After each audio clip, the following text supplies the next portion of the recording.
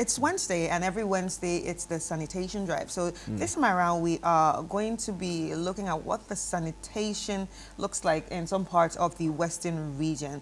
And this time, it's all about poor waste management. That is the issue. So we have a report from our Western Regional Bureau Chief, Akwesi Ajay Enim. Let's check out this report, and when we come back, we will have a conversation about this. This mountainous refuse dump located in Kansarodo, a suburb of the Sekenita metropolis, is one of the nuisance that is being created with the management of waste within the municipality. A look at it shows that it is not far from the community, sitting very much at the heart of the community. And these houses and their residents are basically suffering from the stench. Resident tells me that it's actually generates a lot of house flies that actually comes into their homes, and also the spreading of some of these refuse into their homes, and they want it to actually be moved as soon as possible to prevent any outbreak of diseases. Well, it's been here for a while. I think more than 5 years plus. Before then, it was up there. Then they move it to this side. They bring machine to come and offload it. By the time it can be here for, months, and no machine comes around to offload it. And you can see that it is extending to the roadside, and it's not helping us at all. You see, we have the gutter just close to it. When it rains, the river, overflows. It comes around. It can lead to flooding. Some of the refuse get into the gutter. You see, so it blocks the waterway. You see, then the stench, the house flies, the germs and other bacteria that it germinates, and the people around, you see, it's really not good at all. It can break an outbreak of diseases like cholera, malaria, and other stuff.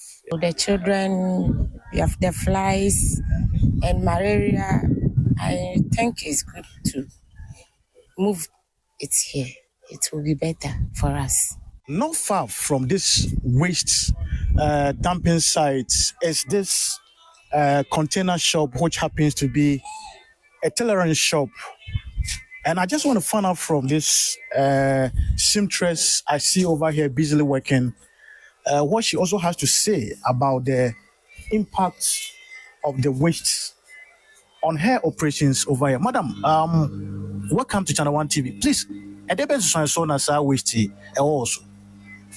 Waste in the oil or the yama brain or the ba. Bola no on bola into what the Namiana do with good once na or boy customers what buy will be drea no walk. Also, won't mean a day. Until you so that the people come customers. So I will talk about the mosquito, the mosquito aspect. And so in the evening, you can't sit outside unless you go inside. And for the scents. Why can't you sit outside? Because of the mosquito. The rate at which waste is generated is so high. And we have to put in all our effort to remedy the situation. It's not the best. It's not what we expect to achieve, but we are doing all we can to bring sanity within the waste management realm.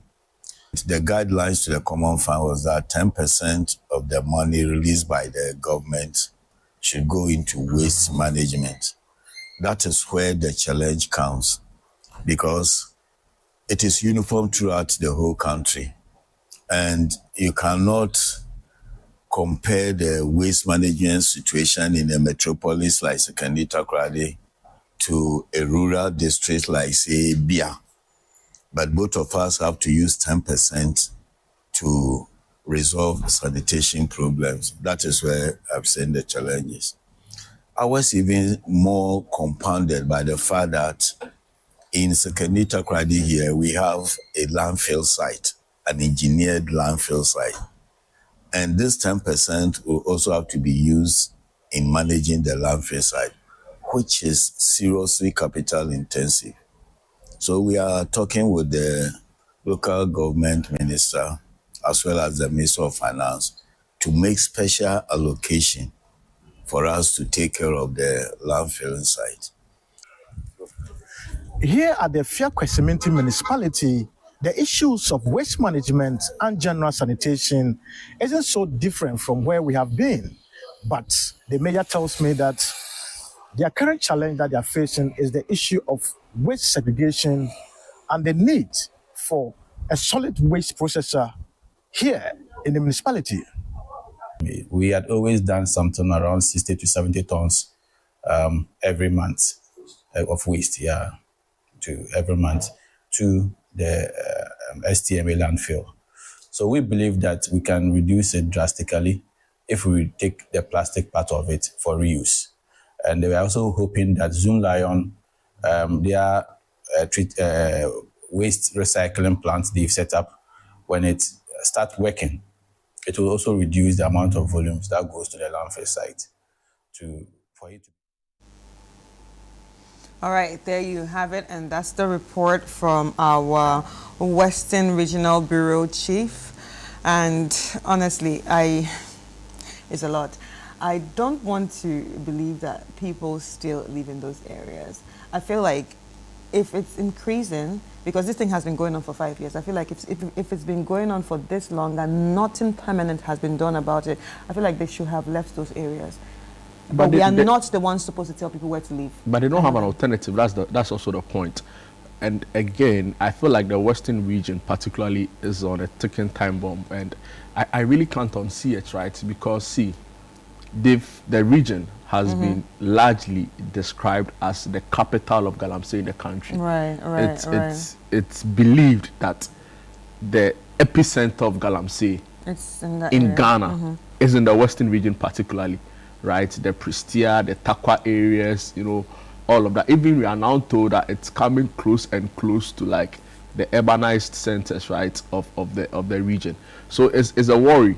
If you are dealing with Galamsey, that is already affecting significantly the environment and the quality of life, and you now have to also deal with a sanitation problem. I mean, look at the two and see where we stand. So on one breath is a serious environmental challenge that is affecting the quality of food, because we know of the effects of Galamsey of foodstuffs and food that is grown in Galamsey areas, the effect of the quality of water, the effect of the aquatic life, and now after destroying the environment, your own surrounding is also filled with filth. And of course, I don't want to go into filth and health related conversation. Of course. So their environment is so for really, me it's like we are just waiting for everything to just crumble. We are just one major health outbreak from like the whole region grinding to a halt. So I don't know what else we want to see before urgent and very pragmatic steps are taken. Anyway, Akwesi Eje Enim, our Western Regional Bureau Chief, is actually online right now. He's talking to us via Zoom. So let's speak to him and he can give us a picture of what the whole thing looks like. Hi, Akwesi. Hi, how are you? Good morning. This is the first time I've seen. This is the first Akwesi Jude here. This is the first time I've seen you in a vehicle for a Zoom. Must have been a very serious, whatever that got you in the car to do the Zoom from the car must be very serious. Yeah.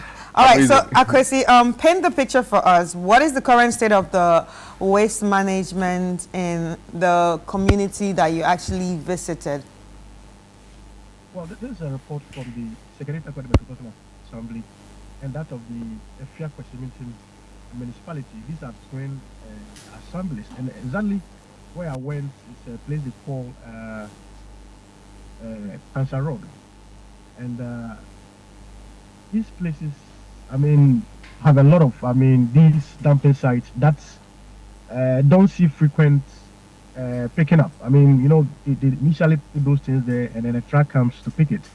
But Secretariat as a city doesn't have the kinds of recycling plants that we have in Accra. The ARICOP, the integrated recycling plants that we have in Accra, and the city is now working to have one. I mean, Zoom Lion is in the process of getting one over here. Currently, they have the liquid waste plant, but in terms of a plant to process solid waste, like what you see in the footage, we don't have it. So they currently dump all these waste at a place they call landfill site, and these landfill sites, when it's raining season, right. it is not accessible because the road to the place sometimes is so muddy that the trucks hardly get a chance to actually get to the dumping site properly. I mean, you saw the trucks, some of them actually parked on the way.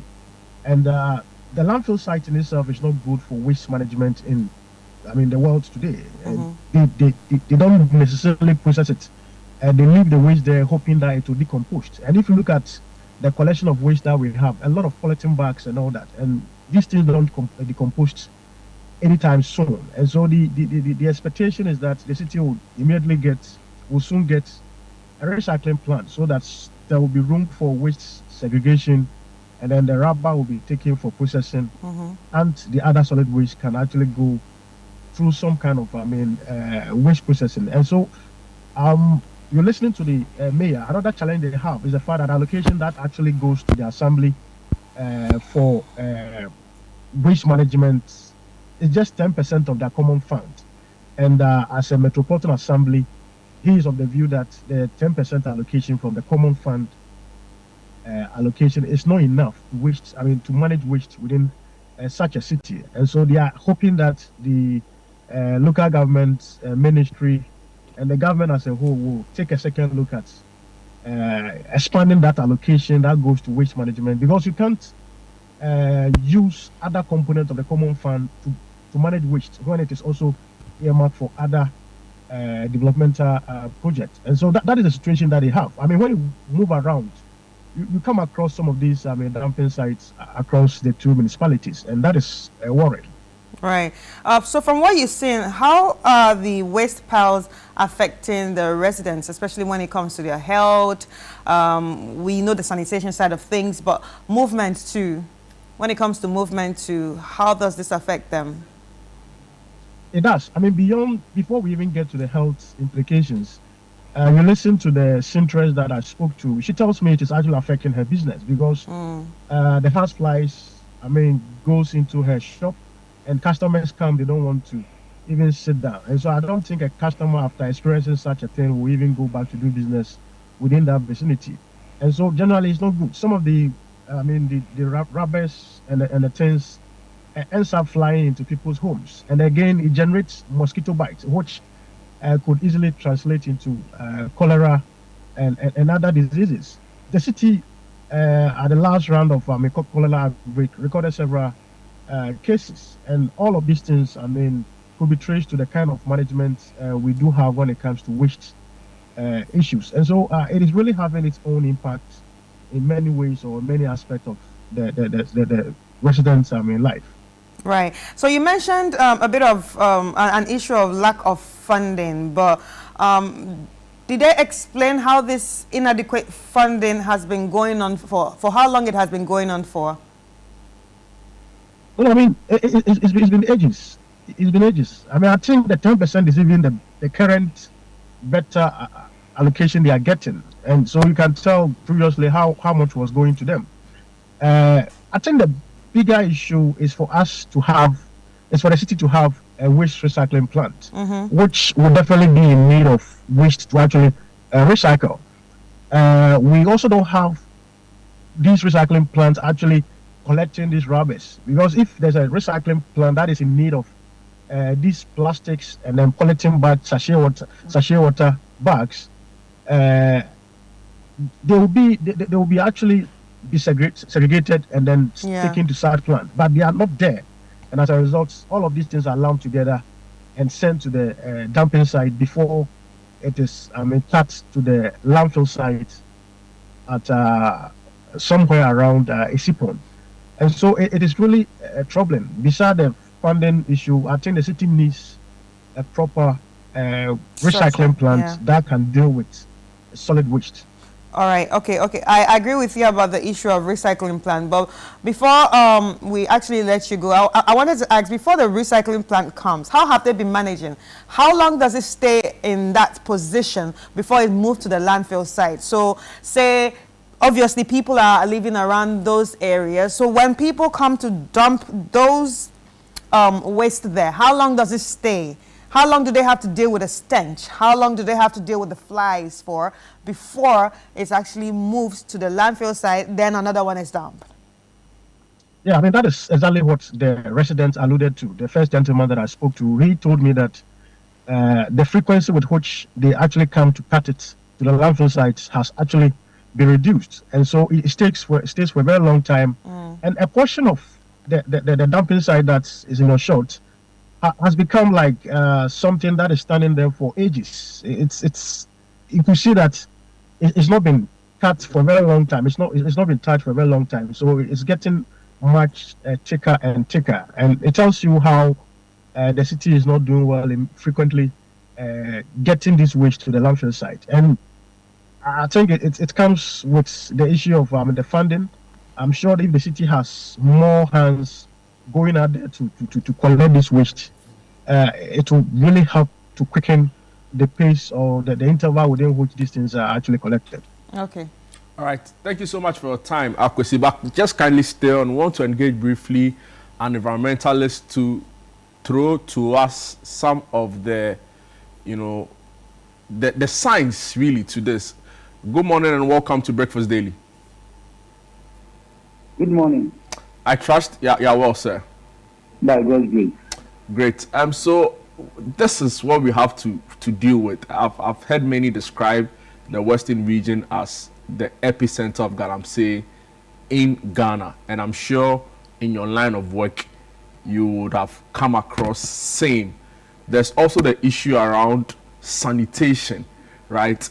How much of a risk is this, and would you even describe this as a ticking time bomb? Yes. Good morning once again to your viewers and listeners. Sanitation-related issues and galamsey as well are becoming a menace, and as a nation, there is a need for us to look at it, to take our own destiny into our own hands and solve the problem holistically.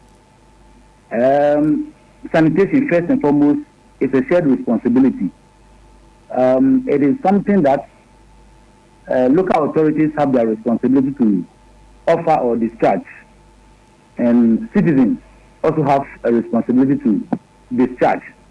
Until these two or various stakeholders that are in the sanitation-related issues chain have decided to resolve this, their responsibilities to make sure that everybody is, taking or playing his or her role very well, we are sitting on time bomb. Let's look at the refuse that people generate in their various schools. Waste management starts at the generation point. Wherever you are generating the waste management, the immediate way of managing the waste should be a priority. So for us in the waste management chain, we said that waste management starts at the generation level. Take plastics use, for example. These days, people go to market, they buy things, items, and they take plastics or polythenes for various items they buy. And as you walk on the streets of this country, wherever, plastics are all over. And sometimes I ask myself, is it that we should push forward for banning of plastics, or is it that we should increase communication and behavioral change for people to come to understanding that waste management is expensive, and as we do these irresponsible behaviors or show these attitudes, we are costing the nation, because money that could have been used for other development projects or facilities has always been channeled into waste management and sanitation related activities, and this is costing the nation. This is costing individual local authorities. it is expensive to manage waste. So if we don't all put our hands together and the roles that the various stakeholders are to play, we play them effectively, we will always be discussing these sanitation-related issues, and the consequences will not go away. They will be with us. Diseases are related to sanitation-related issues. Cost is related to sanitation-related issues. In fact, economic productivity is related to sanitation-related issues. So there's a need for stakeholders to all come on board and discharge their responsibility. And that will be my initial speak. Mr. Lamptey, so we also not too long ago heard the president talk about the fact that his government was considering banning styrofoam, you know, the material used in the production of some of these takeaway packs, as we would commonly refer to them. And we've seen the level of destruction. Of course, we know that these materials are very difficult to degrade. They stay, you know, for so long without getting destroyed, and it's affecting not only the environment but even aquatic life and all of that. Would you say the banning of styrofoam and, of course, you know, other plastics is the way to go, considering our peculiar situation as a country? Yes, my take will be that, you know, these activities also generate some level of employment. They generate some level of economic activities, which all in the whole could have contributed to the development of this country. But like the president you said is saying, I didn't hear that one, but like the president you said is saying, thinking about how to ban some of these things. It is because we are being irresponsible. It is because we are because myself, it occurs to me, it reoccurs in my ears that these are some of the options we could be looking at. But this should be a national debate. A national debate in such a way that, are we ready to ban them and lose the economic profitability that goes with it, the convenience that goes with it, or we are ready rather to change our behavior and think of, you know, recycling some of these plastics, think of reusing some of these plastics, think of, you know, recovering of some of these plastics, because the thing is like a chicken and hen. If we ban as the president is saying, it will come with some disadvantages and some advantages as well. The same way, if we decided to rather change our behavior, where even though these things will go on, these activities will come on, this banning will not come into play, but we will be responsible to how we manage our waste. I think we have got to go. But if there's people will not change their attitude, then I think the president will be right to, you know, take some of these decisions. Because the way refuse is piling in this country, and you know, like I told you, different assemblies are responsible for some of these municipal waste, but the resources to manage them is not there. There are other developmental agenda that the local authorities, the states, the government have to, you know, take control of. And if we be channeling chunk of our money into just waste management, I use just not because it's not something to be done, but just that I'm trying to say that one aspect of it to be done with. I believe that there's a need for behavioral change and communication, so that people will come to the realization that these things are costing us. These things are bringing us diseases. These things are going to have affect future generations. Yeah. Sustainability is at risk as we speak now. I.e., our land, our rivers, I mean the atmosphere, the air quality are all things that are being affected by the way we manage waste in this country. People are burning waste here and there. People are, you know, discharging waste into drains. I get the sense of frustration, and rightly so. But just by way of information, right? So the call by the president, you know, on proposals to ban styrofoam was made on June 5 this year at the National Tree Planting Exercise, right? So he indeed said that, and you know, I can read a quote, but he goes on to say that they were going to, the styrofoam was one of the major polluters of the environment, and that government was seriously considering banning it. But my colleague Chris has some more questions for you. Hello, sir.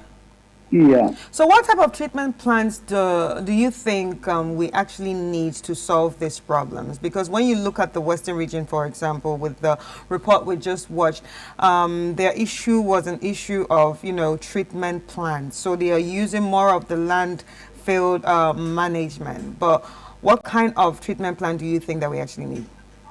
Okay, so before I even come to the treatment plants for the management of the waste, I want to say that I will not have issue with the president when he decides to ban some of these things, because it's becoming very dangerous to our country. And so the president will not be out of order when he decides to ban the styrofoams and the things that we are talking about.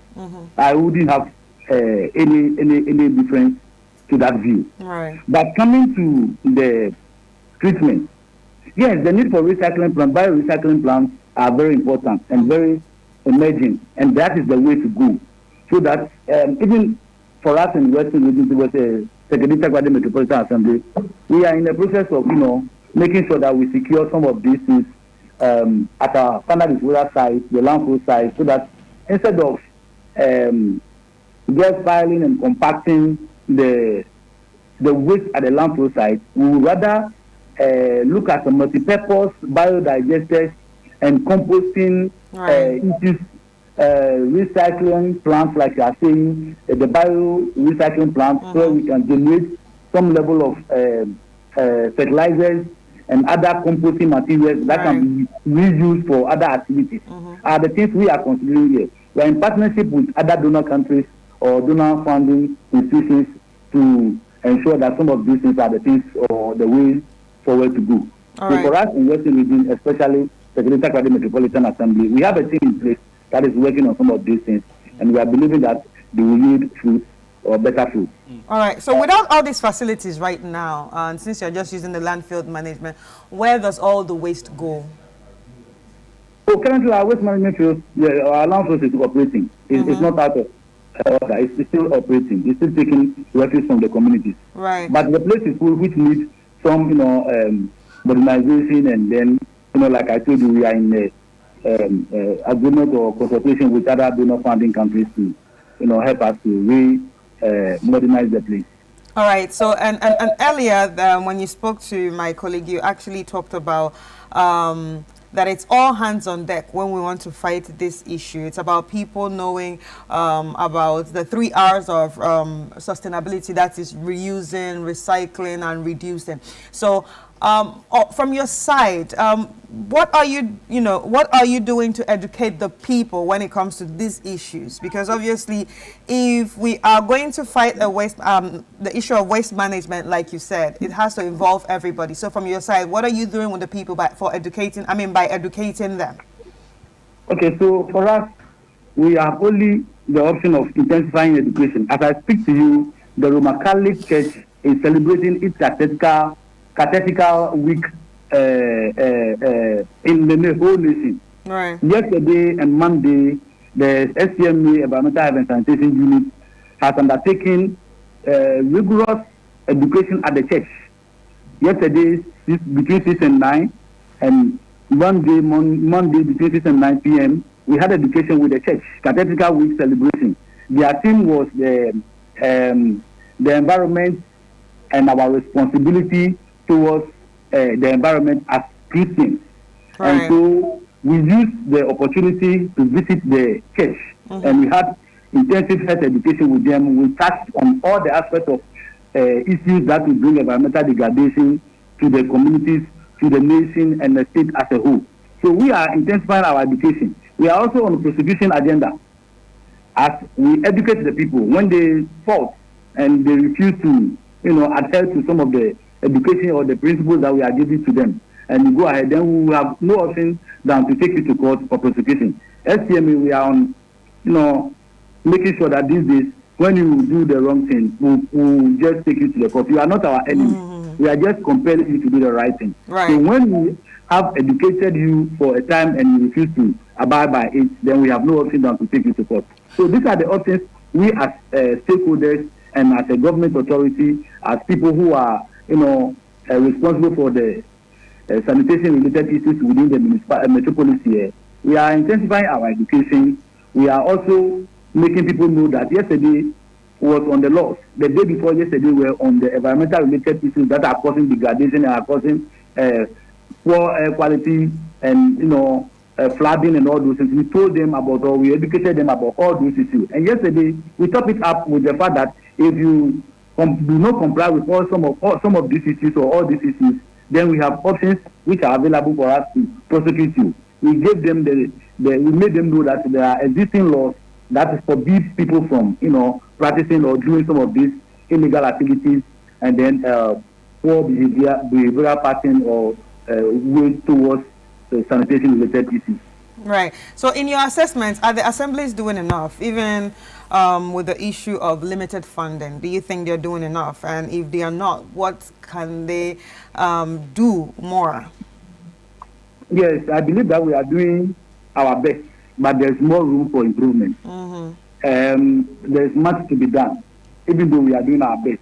So we are only pleading with people that as resources are not that available, and resources will always be scarce too, there's a need for us to, also as citizens or as general citizens, be able to, manage the refuse that we generate. You mentioned the 3 hours where we have to make sure that we reduce the level of waste we generate. Right. There's a need for us to recycle our waste, and then there's a need for reuse. The reuse of the refuse or the waste. These are materials in transit, and we cannot classify them as waste. If you go to buy something with a polythene bag, and that thing like a material, which that material does not spoil the polythene bag, and you are going to buy ingredients now, you can use the same polythene to go and buy. Exactly. Let me tell you, the recycling we are talking about is not only just, mounting big plants and machinery before we can do recycling. In our own small way, if it is organic materials, we can recycle them by ourselves. Right. So some of these things, I was in a delegation yesterday, a German team visited us, and we went to the secondary schools which were doing art and crafts. They were using some of these materials to do their art and crafts. Agri supporters was on that program. Holy Child, I say Holy Child, Ahankama was about 5 secondary schools were on this tangent. And I believe that this thing is a shared responsibility.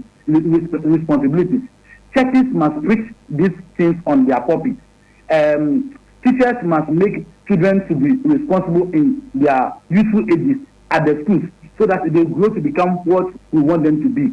But if we leave it for only local authorities to, make some of these interventions, we will not get to where we want to get to.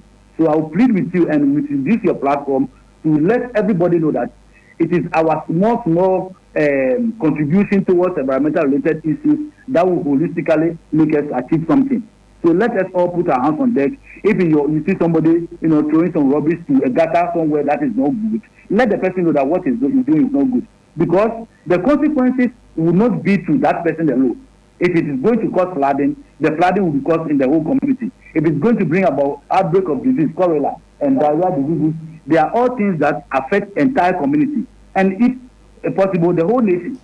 So I remember the early part of this year or later part of last year when the cholera outbreak came. It started from Gota region through to Accra to Central region to Western region.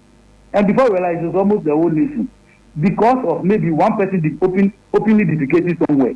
You see the consequences it is bringing about. So I believe that all stakeholders, and all stakeholders means that all of us must put our hands on deck and make sure that we take our own destiny into our own hands. Right. Thank you so much, Mr. Daniel Lamte, who is a metro. I wanted to just push one very brief question to him. I beg of you, Mr. Alate. Senior, would you say that we need a substantive environmental minister? Because we know that now, in the aftermath of that really tragic helicopter crash, the lands minister is now acting. He has a lot to deal with on his hands already. The Galamsey issues, minerals, extractives. Would you say it's about time we had like a substantive environment minister to also pay attention to some of these key emerging issues? This one is a political decision. I mean, that this one automatically is a political decision. But what I would recommend is a directory. As we speak now, the environmental health unit is more or less a unit in the district assembly. So I recently saw a viral post where the current minister for local government and chief council religious affairs is trying to make the unit a department, so that we have district directors, we have district regional directors, and all those things. I'm sure we should start from there to get to the ministerial portfolio you are talking about.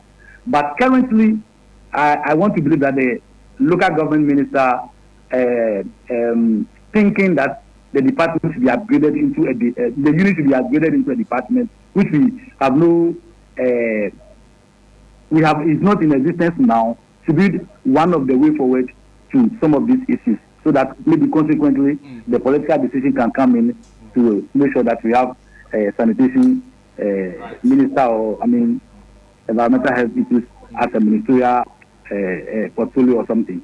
All right, thank you so much for your time, Mr. Daniel Lamte, who is a Metro environmental health analyst. So health, environment, bridging together as one. Insightful, comments from him. I think a lot of the things he said are some of our issues we have actually also advocated for on this platform. Yeah. But Akwesi is still on. Akwesi Ejenim. Yeah. Yes. Yeah. I'm sure listening to Mr. Daniel Lamte, the issues he raised are concerns you've heard over and over again as you report on illegal mining and report on the environment, and you are not really surprised by some of the things he said.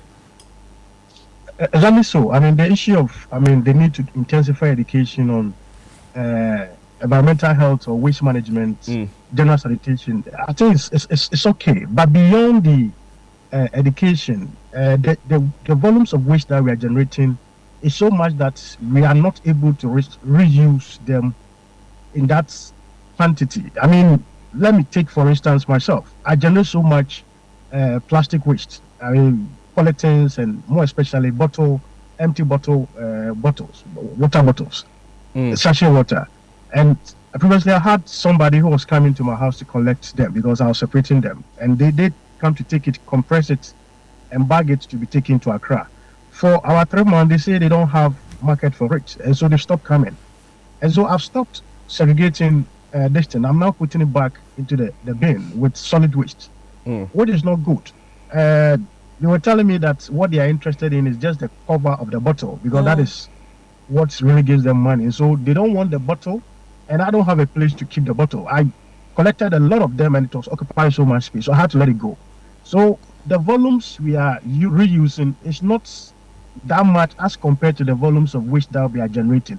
And so for me, the way forward is to have the recycling plant. A recycling plant that will process this solid waste, have one for the plastic, so that locally people can segregate and have a demand for it to be taken away. Else, you educate people, they segregate, and at the end of the day, there's no room to process. And the people will still find a way to dump it back onto the refuse dump. Yeah. Finally, before you take leave of us, we know also that the acting environment and science minister, who is the substantive minister for lands and natural resources, is from the region, right? Is he aware? Do you get a sense that he knows about the level of filth and the general sanitation conditions in the region? And has he, by any chance, commented on it, or taken steps to address some of these issues we're discussing? Well, if you look at the current architecture for local governance, waste management is purely under the local government ministry. And so even the environmental science and environmental ministry doesn't play so much role when it comes to the local waste management. So he acting doesn't really bring him in connection with how assemblies are managing waste, because it is purely a local government act. And as Mr. Lamte did mention earlier, they report to the district assembly, and it is out of the common fund that waste is supposed to be managed at the local level. And so it goes back to local government ministry to really deal with fun ways of getting I mean, PPPs, waste. I know Zoom Lion is in the process of putting up a waste recycling plant over here. It's been a while. They have not been able to personalize it.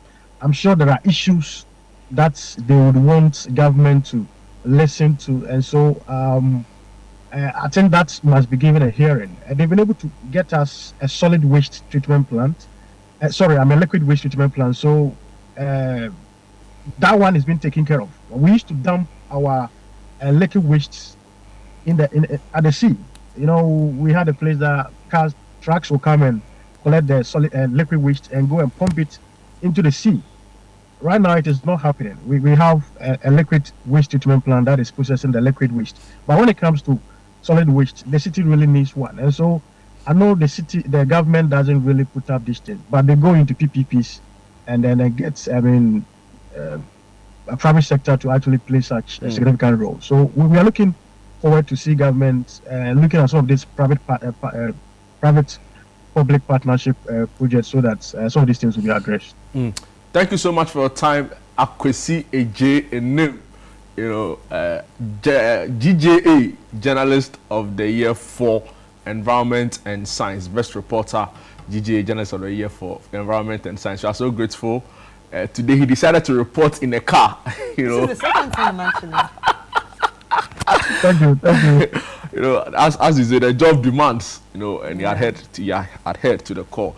Chris, it is what it is, right? Yeah, I think it's been a great conversation, and I like the fact that we are having conversations about this. And I also like the fact that Mr. Daniel Lamte says it actually starts with all of us. Yeah, it's a mindset thing. It's a mindset thing. True. It's a serious mindset thing. I said this last week on the same segment that it's a mindset thing. It has to involve everybody, because the government cannot be doing its part, the ministries cannot be doing their part, the environmentalists cannot be doing their part, and you're not doing your part. It will not work.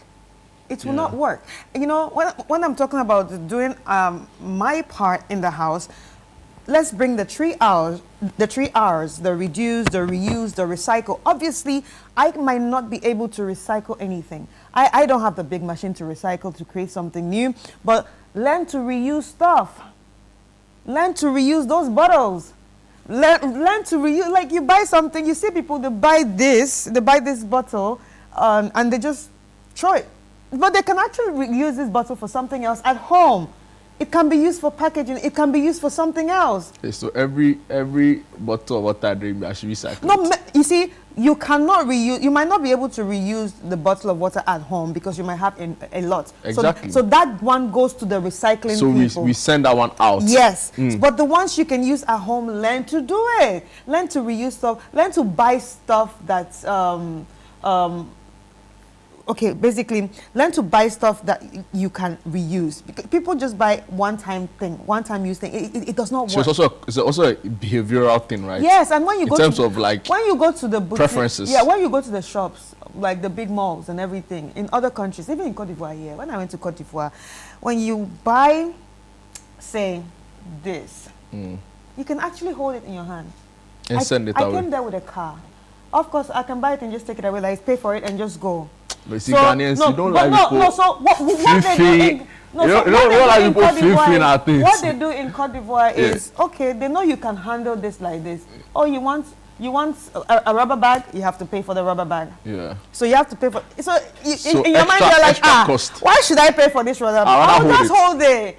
So what it also helps you do is... So indirect taxes on it. Yes. So what it also helps you do is when you are going to buy in, say, a mall, you're going to buy your groceries, you carry your basket, your own from your house, your own bag from your house. So you see people carry their bags from their houses, like in Europe. So that's more sustainable. So that's sustainable because we all want a sustainable life right now. We're talking about the waters that are getting clogged. We're talking about the oceans. We're talking about how fast fashion is affecting you. There are some things that you don't need, but you just buy it because you have money. You just want to buy. Do you understand? So even the example of fast fashion. Fast fashion is actually affecting us when it comes to the amount of waste that we also create. Those dumpsters that you see there, when you inside there, you're going to see a lot of clothes that you're like, are we really using all this? And the fast fashion sometimes, honestly, do we need them? You don't really need. You wear it once or twice, and because they are fast fashion, they don't even have quality. You just wear it once or twice, it's gone. And it's gone. So brittle. Yeah. Wow. So why do you think everyone is fighting some of the fast fashion companies? Do you understand? Because they're creating waste. So I think it's in large quantities. In large quantities, though. See, you know, like when it comes to slow fashion, you know, slow fashion or sustainable fashion, like Africans, you have to go to the tailor and the tailor have to sew for you. Yeah, the cloth, of course, you can wear the cloth for 10 years. Exactly. So Africa has already been practicing slow fashion for a long time, sustainability in fashion for a long time. But with the, you know, inflow of, I don't want to call any brand names, but because we like them on social media, you understand? But like every minute there's a new thing. There's spaghetti strap. In the next 2 days, there's 2 spaghetti scraps on the same style. And next, there's another line. There's one line here. Like, it's just... It's called the capitalist economy. You understand? It's just, I don't know. I think we all need to learn to be sustainable. To be sustainable. And also people who produce products that we buy, try sustainable packaging. No, but they exist to make money, right? So but you see, when we start talking about these issues and start hammering on it and maybe put more taxes on their products, then they will learn to use sustainable packaging. Do you know there are companies in Ghana that when you buy their liquid soap, like say their black soap, they'll tell you, okay, when you finish using this and you bring it back for us, you understand? We'll give you an incentive. We'll give you an incentive. We'll give you an extra something. So if you want to buy the next one, we'll give you, yes, the bottle, but an extra something. Thank you so much. So that's the way to go. That's the way to go. Interesting. See, guys, I was just going to say that we need to go back to the basics, right? And when I talk about the basics, like, just ensure your environment is clean. You know, sweep your surroundings. Don't throw waste in rainwater. Have your own personal dustbin.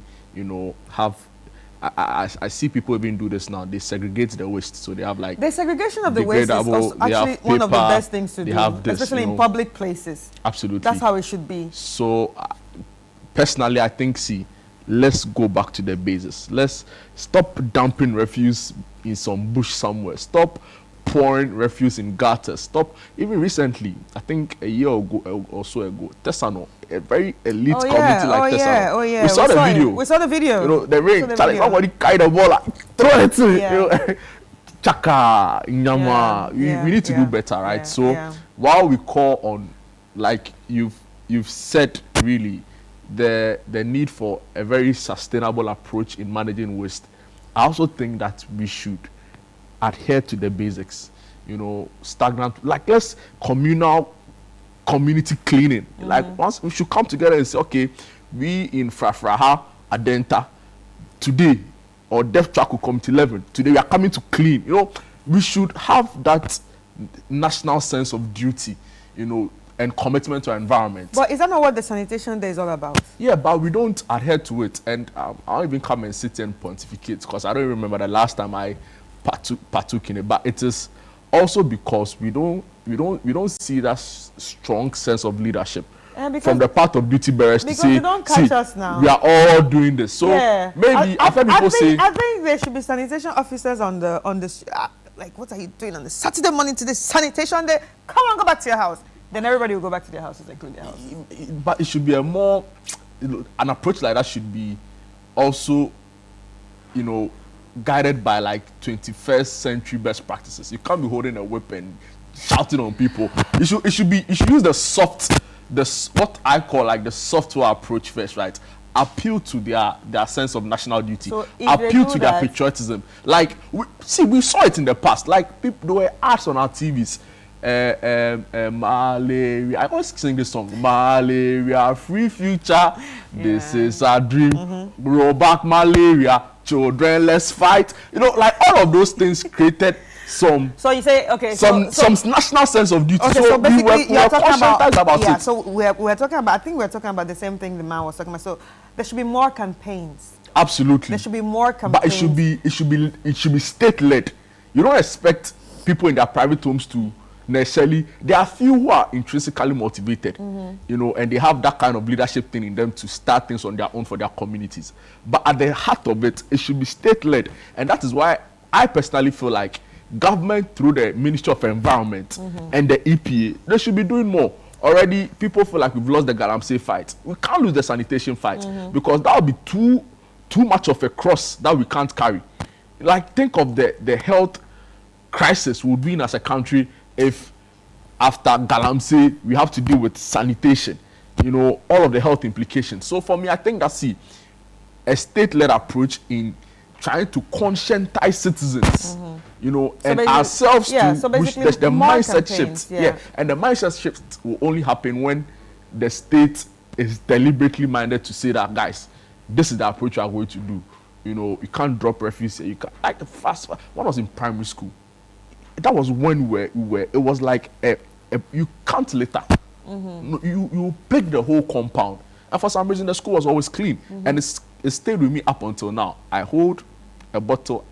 I just can't come to myself to drop it. I even like. And imagine if everybody had that mindset. Like, I even keep bottles in my car because I'm like, where do I drop it? Exactly. Because I just feel somehow throwing it from the can't. window. And that being Like- said, the state also has got to plan our cities properly and provide these drop bins so that it's easy.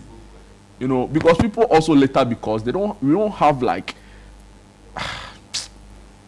But the heart of it is a mindset problem. And also, I think the malls, the big shops, should, you know, start pushing people to carry their own bags sometimes if you want to buy your groceries, because the truth is we have so many plastic waste everywhere, and the plastic waste are from these places.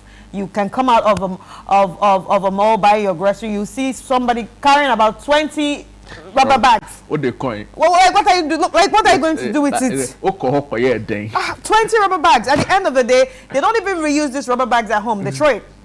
And then wherever the waste ends, we see a lot of rubber Wherever the bags. chips may fall. Go to the beach. The beach. Even worse. You see there are plenty of rubber bags. Yeah. Guys, that's all time will allow us for, you know, this really important conversation on sanitation issues. Of course, the focus was Western region, but we know of other really disturbing scenarios in other parts of the country. We'll be following them keenly. But for now, we'll take a break. When we're back, there's a lot more